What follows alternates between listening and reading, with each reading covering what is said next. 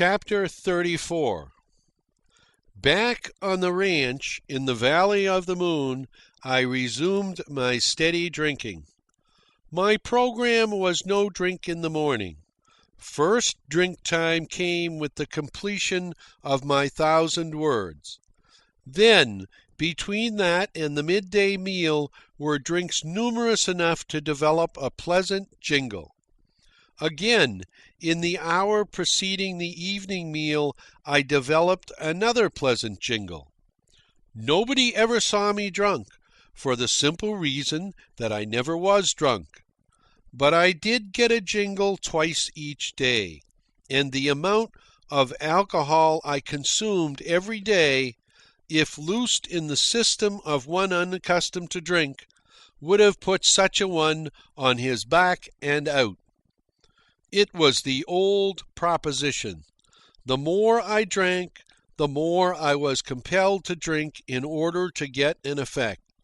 The time came when cocktails were inadequate. I had neither the time in which to drink them nor the space to accommodate them. Whiskey had a more powerful jolt. It gave quicker action with less quantity. Bourbon or rye, or cunningly aged blends, constituted the pre-midday drinking. In the afternoon, it was Scotch and soda. My sleep, always excellent, now became not quite so excellent. I had been accustomed to read myself back asleep when I chanced to awake, but now this began to fail me. When I had read 2 or 3 of the small hours away and was as wide awake as ever, I found that a drink furnished the soporific effect. Sometimes 2 or 3 drinks were required.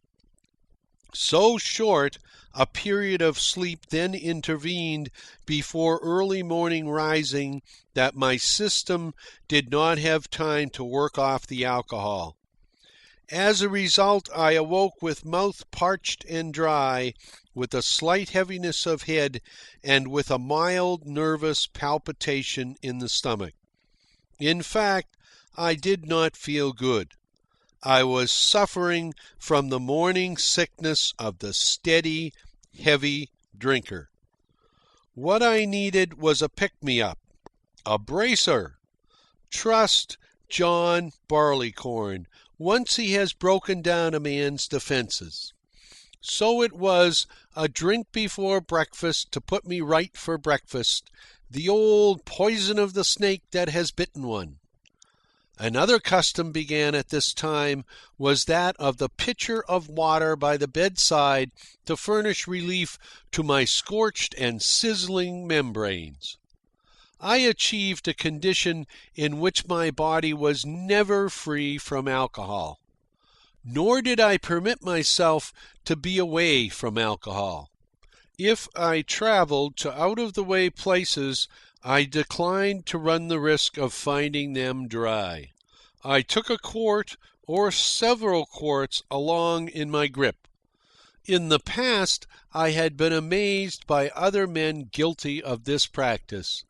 Now I did it myself unblushingly. And when I got out with the fellows, I cast all rules by the board. I drank when they drank, what they drank, and in the same way as they drank. I was carrying a beautiful alcoholic conflagration around with me. The thing fed on its own heat and flamed the fiercer. There was no time in all my waking time that I didn't want a drink.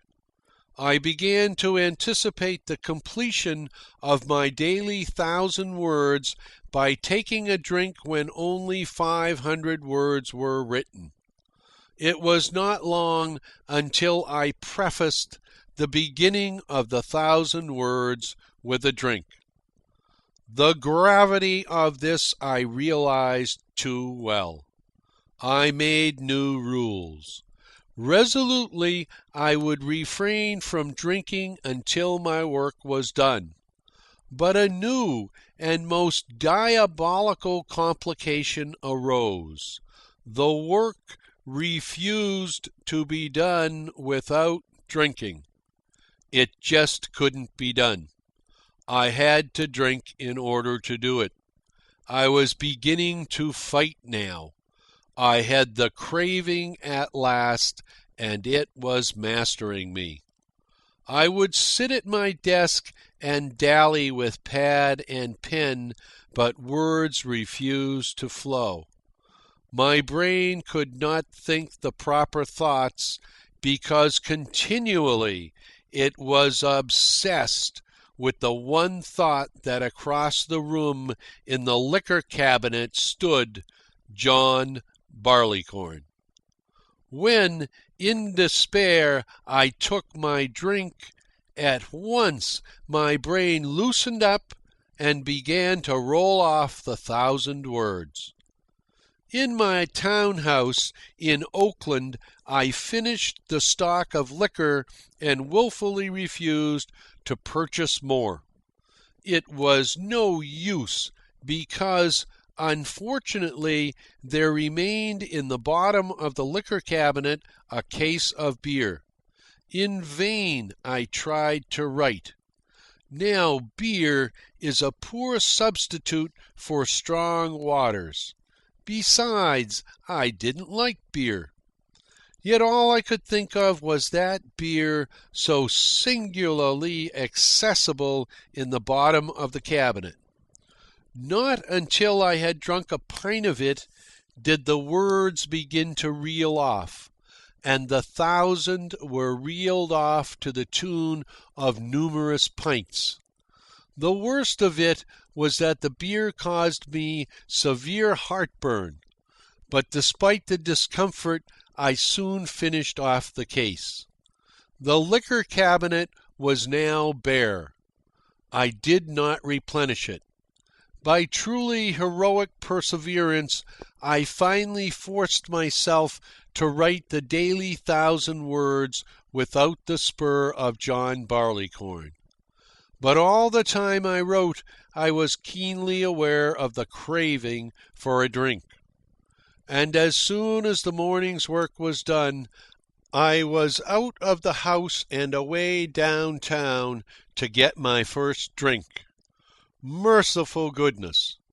If John Barleycorn could get such sway over me, a non-alcoholic, what must be the sufferings of the true alcoholic, battling against the organic demands of his chemistry, while those closest to him sympathize little, understand less, and despise and deride him.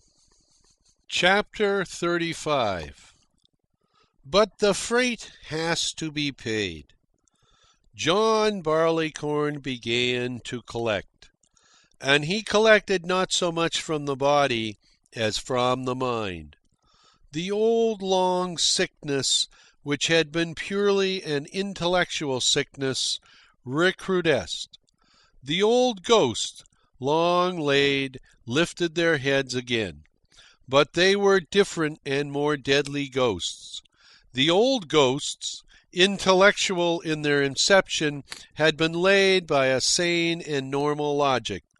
But now they were raised by the white logic of John Barleycorn, and John Barleycorn never lays the ghosts of his raising.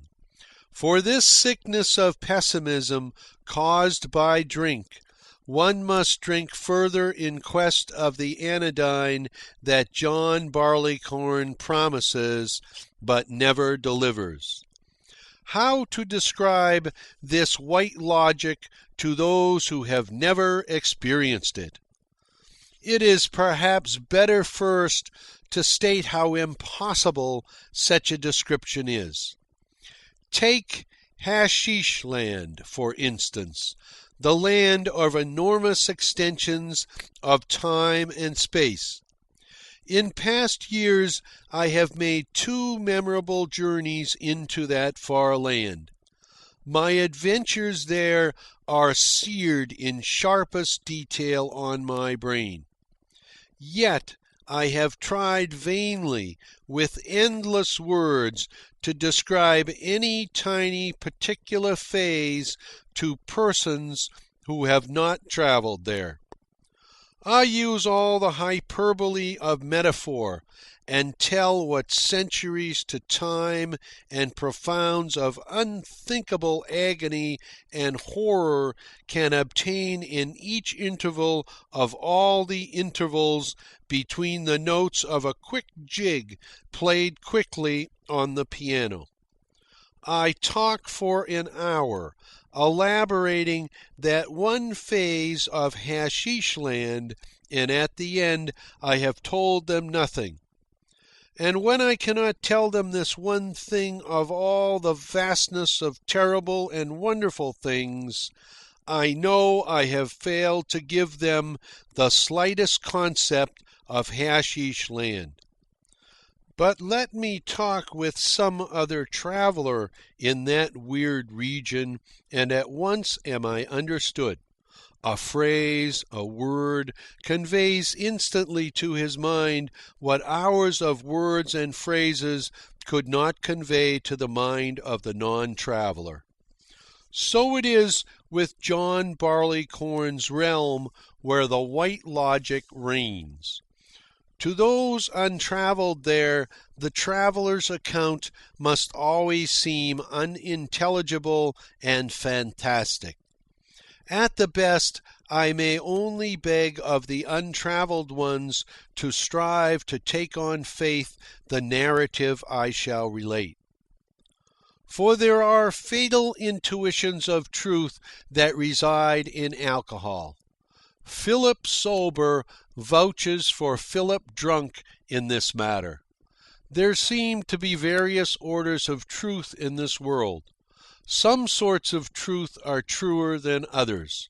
Some sorts of truth are lies, and these sorts are the very ones that have the greatest use value of life that desires to realize and live. At once, O untravelled reader, you see how lunatic and blasphemous is the realm I am trying to describe to you in the language of John Barleycorn's tribe. It is not the language of your tribe, all of whose members resolutely shun the roads that lead to death and tread only the roads that lead to life. For there are roads, and of truth there are orders and